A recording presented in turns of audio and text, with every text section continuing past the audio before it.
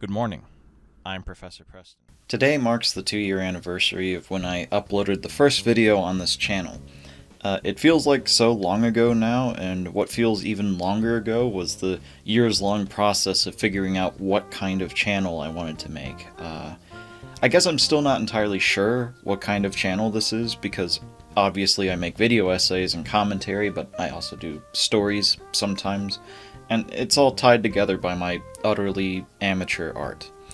Uh, my insecurities have always been a running theme in my videos. This sheepish recognition that my art isn't good, my opinions are uneducated, and everything I do is with the skill of an amateur.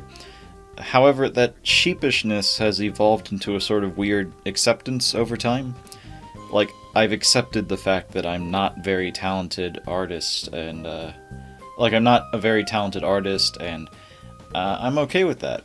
Because, above everything, this channel is about self-expression, so if I'm an amateur, I'm going to express that. Anyone who's been following the channel knows I've been throwing a lot of curveballs over the last year.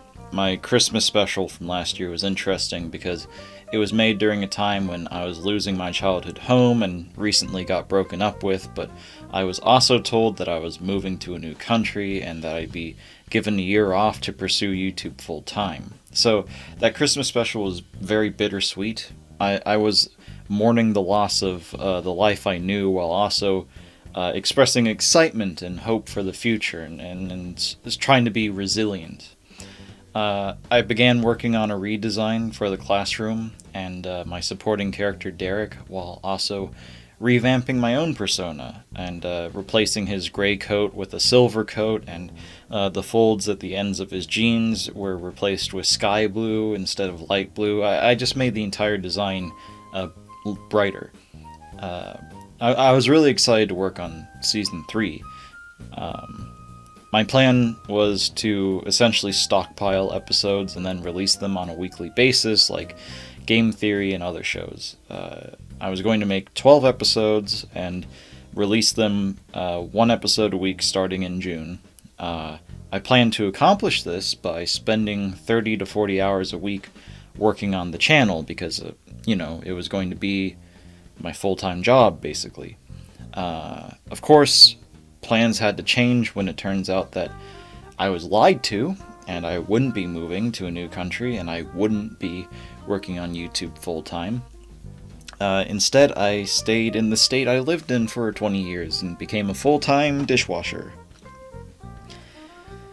Obviously, I would do some serious physical and mental damage to myself if I still tried to do YouTube full-time, so that went away, and I'm still pissed off about it. That's why The Rut took so long to make, because every time I was thrown a new curveball, I had to change what the message of the video was. It was designed to be a new mission statement, but it's hard to decide on a mission statement when the assholes you depend on are fucking morons who have no fucking idea what they're doing and don't know what a budget is, and have never made one in their entire life. I knew I couldn't get back to making YouTube videos if I didn't finish The Rut, and all of a sudden a video that was supposed to be a self-affirming mission statement instead became a barricade, this hurdle that I had to get over in order to find my direction again. So I kept thinking and rewriting and rethinking, and turns out my mission statement ended up being, fuck it, more or less. It has been an extremely frustrating 7 months, letting go of childhood home, letting go of a 4-year relationship, and letting go of the idea that your parents are in any way competent people with working brain cells, let alone doing all three at the same time, is, to put it lightly, a little hard on the old morale. But what I found out after a while, and it's kind of what I was expressing in The Rut, is that sometimes you really just have to let go of things. It's easier said than done, but it's the truth. Sometimes you just have to get over it. I was mourning so many lost futures that I just stopped living in the moment for a while and was living in a rut, a sort of nowhere where I just sat and bitterly scorned what could have been. But sometimes all you can do is push those things you've lost to the side and look at what you have left. And it turns out what I still had after losing all those things is a burning desire to talk about JoJo's Bizarre Adventure and other media. And I still had a desire to read and write and learn more about the world. I've never been good about living with myself. I've had a very unhealthy habit of offloading the duty of self-love onto other people in my life, kind of making them have to love me for the both of us. I've never really been able to value myself outside of the context of other people's praises and worship, or without having some level of, like, control or superiority over them.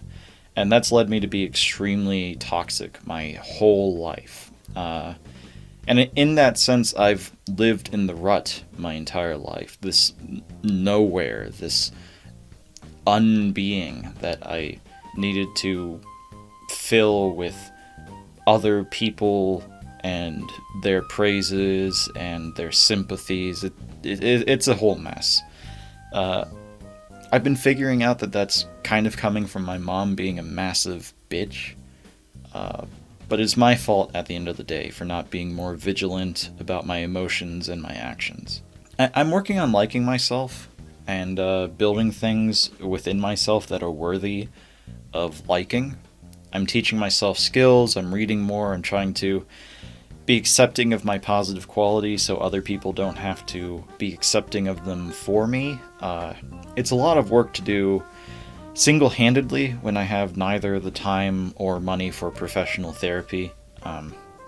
My work and transit schedule and still trying to do this channel and trying to self-educate it, and family sharing like 2 cars, I can't go see a professional right now, especially not with my budget at the moment. It's a real cycle of self-loathing when you don't love yourself and you need to suck the approval out of other people. You end up hating yourself even more because of that vampiric relationship, and that self-hate just makes you even more of a vampire because you need to suck even more good vibes from people in order to stave off having to deal with what you've done. And it's been tough trying to accept all of this and actually figure out what it all means, especially when the people who raised you have the emotional intelligence of a brick. I think what I'm trying to say is that I've never lived with the reality of what I really am, like who I actually am. My mother raised me to have an incredibly inflated ego while also being addicted to approval, and it's really weird that you can have those 2 conditions at the same time. After that, I've lived with a lot of self-hatred because of that inflated ego and how it led me to be really toxic to a lot of people. And all of this was at the same time that I was under the notion that I am gifted, that I'm a genius who will be incredibly successful and famous, and if I'm not, then I failed to live up to my potential. I've either lived with an inflated image of myself or a biased, hateful image of myself that was kind of earned, or with expectations that I wasn't living up to. I think that never, ever in my entire life have I just been able to be Preston to the point that I don't actually know who that is. I still don't know who I am, but I'm learning what I'm not. I'm not some sort of divine savior sent down from heaven, and no, I will never forgive my mother for putting that poison in my head like a fucking cult leader. I'm also not a 2-dimensional monster with no redeeming qualities, although I will always carry some guilt for how I was, because that's my duty to carry at least a little guilt for that so I don't forget.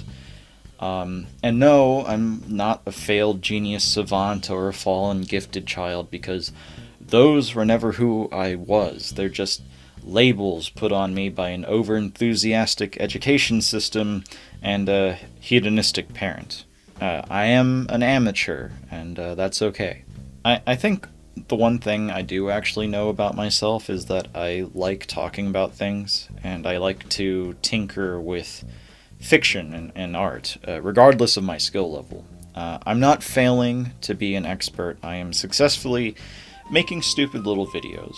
And I think looking at things this way is why my latest JoJo essay was so good, especially that opening monologue. I can speak with confidence again, or perhaps speak with real confidence for the first time in my life, instead of that inflated pseudo-confidence that I was raised to have.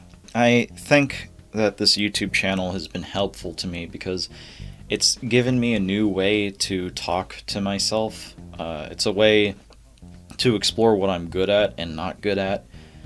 I think I definitely spent a lot of the first 2 seasons of my show apologizing for what I'm not. And in the rut, I finally forgave myself. And I think season 3 and 4 of this show is going to be me just being myself. And hopefully by being myself, I can learn who I am. I guess what I want to end off on is that the stand featured in the thumbnail of my latest video is a fan-made stand, and it's supposed to be my stand. It's designed to look like a Japanese superhero that's been, like, burnt and infected by its mistakes, but it's still up and kicking and determined to keep going. And this stand's name is Live and Learn. And I think that that says enough about where I am at mentally for this video. Anyways, sorry that this got so real, but life has gotten pretty real lately.